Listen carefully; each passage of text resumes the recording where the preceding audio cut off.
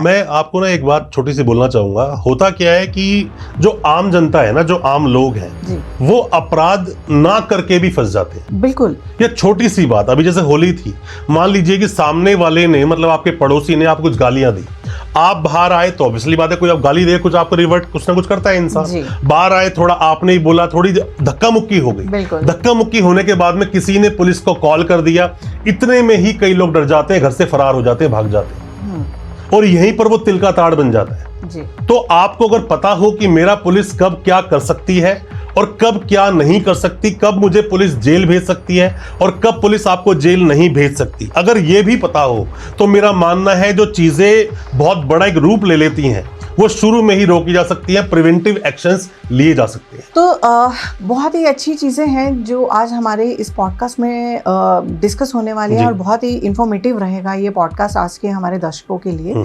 तो वीरेंद्र जी, सबसे पहला मैं सवाल आपसे ये पूछना चाहूँगी कि आज का जो टाइम है हमारी इंडिया में सबसे ज़्यादा कौन से क्रिमिनल केसेस हो रहे हैं? देखिए, हम ना क्रिमिनल केसेस कौन सी सबसे ज़्यादा हैं, उससे ज़्यादा हमें पहले समझना पड़ेगा स्टेट वाइज, क्योंकि ये जो केसेस आते हैं ये भी स्टेट वाइज आते हैं। अगर आप बात करते हो मेट्रोपॉलिटन सिटीज की, तो यहाँ पर आपको व्हाइट कॉलर क्राइम ज्यादा मिलेगा, या मैं बोलूँ इकोनॉमिक ऑफेंस ज्यादा मिलेंगे। पैसे से रिलेटेड जो भी चीजें हैं, जो केसेस बनते बहुत ज्यादा मिलेगी। जैसे पीएमएल एक्ट के अंडर जो भी कोई आप मनी लॉन्ड्रिंग करते हो, ईओडब्ल्यू इकोनॉमिक ऑफेंसेस विंग, जिसमें कि आपने अगर पैसे की ठगी की लोगों के साथ में और ये मामला 3-4 करोड़ के ऊपर चला गया। नॉर्मल चीटिंग भी होती है, अगर आपने चीटिंग नॉर्मल 10,000 की भी की, हालांकि आजकल तो ठग बहुत ही ज्यादा एडवांस हो चुके हैं, तो लाखों करोड़ों की चीटिंग होती है, ठगी होती है, और जब तक कोई कंप्लेंट तक करने के लिए पहुंचता है तब तक वो पैसा कहीं का कहीं पहुंच जाता है। तो आपको पहले ये समझना होगा हम किस एरिया की बात कर रहे हैं। अगर बात करें यही आप बिहार की, यूपी की उस साइड अगर आप चले जाएं, तो छोटी छोटी बातों पर अक्सर लोगों के कत्ल हो जाते हैं, लोगों के मर्डर हो जाते हैं। तो वहां पर अपराध करने का तरीका बहुत अलग है। हम बात करें पंजाब की, बात करें गुजरात की, तो आपने कई सारे मामले एनडीपीएस के सुने होंगे। एनडीपीएस जो कि नशीले पदार्थ से रिलेटेड केसेस होते हैं, आप बहुत सारे देखेंगे। इसी के साथ में मेट्रोपॉलिटन सिटीज में आप बहुत सारे मामले 69 बीएनएस का, जो कि फॉल्स प्रॉमिस ऑफ मैरिज की बात करता है, या रेप की बात होती है, इस तरह के मुद्दे बहुत सारे देखने को मिलते हैं। पर अपने देश में ना कहां पर क्राइम बहुत ज्यादा है, उससे ज्यादा हमें यह पता होना चाहिए कहां पर लिटरेसी रेट ज्यादा है, जो लोग कानून को जानते हैं।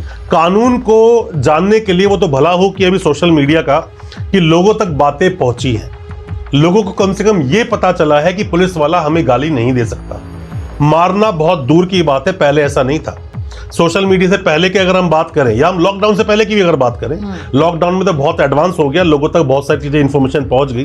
तो लॉकडाउन में भी अगर कोई किसी को गाली दे रहा था पुलिस वाला, तो वहां पर लोग प्रोटेस्ट कर रहे थे, अगेंस्ट खड़े हो रहे थे कि आप हमें गाली नहीं दे सकते। तो लोगों को लिटरेसी देखना चाहिए, लोगों को लिटरेट होना बहुत जरूरी है। जब तक वो अपने आप को एजुकेशन की नॉलेज लेकर अपने को लिटरेट नहीं बनाएंगे ना, दूसरी एजुकेशंस को ले लेने से भी कोई फायदा नहीं है।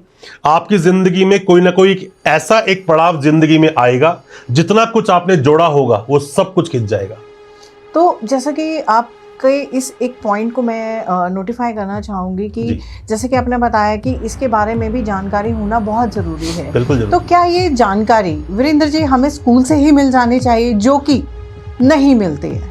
देखिए, मैंने अपने बहुत सारे पॉडकास्ट में अपील की है गवर्नमेंट से भी, और बहुत सारी अपील की है मैंने खुद भी, लोगों के लिए भी, कि स्कूल में ना कुछ चीजों को पढ़ाना बहुत जरूरी है। जी। कुछ चीजों को पढ़ाना बहुत जरूरी क्या है? सबसे पहले तो ये कि आपकी फंडामेंटल ड्यूटीज क्या है। फंडामेंटल राइट्स तो मुझे पता है कि आप मुझे गाली नहीं दे सकते, फंडामेंटल राइट का वायलेशन हो जाएगा।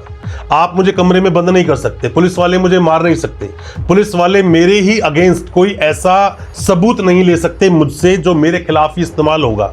ये सब फंडामेंटल राइट्स हैं, पर आपकी कुछ ड्यूटीज भी तो है। ड्यूटीज क्या है कि आप अगर किसी को मान लीजिए मार नहीं सकते, कोई आपको नहीं मार सकता, तो आप भी तो किसी को नहीं मार सकते। जी। कोई आपके अगेंस्ट गलत चीजें नहीं बोल सकता, अभिव्यक्ति की आजादी है, फ्रीडम ऑफ स्पीच है, बट वो तब तक है जब तक सामने वाले के फंडामेंटल राइट्स का वायलेशन ना हो जाए। तो पहले लोगों को पता होने चाहिए अपनी पहले फंडामेंटल ड्यूटीज। पॉक्सो के बारे में बार बार बोलता हूं, क्योंकि पॉक्सो जुड़ा हुआ है बच्चों से लेकर 18 साल से कम उम्र, फिर चाहे वो लड़का है या लड़की है, अगर उसके साथ कुछ भी गलत हुआ तो पॉक्सो में आता है, protection of children from sexual offences, जो कि एक्ट 2012 में आया, अमेंडमेंट 2019 में आया।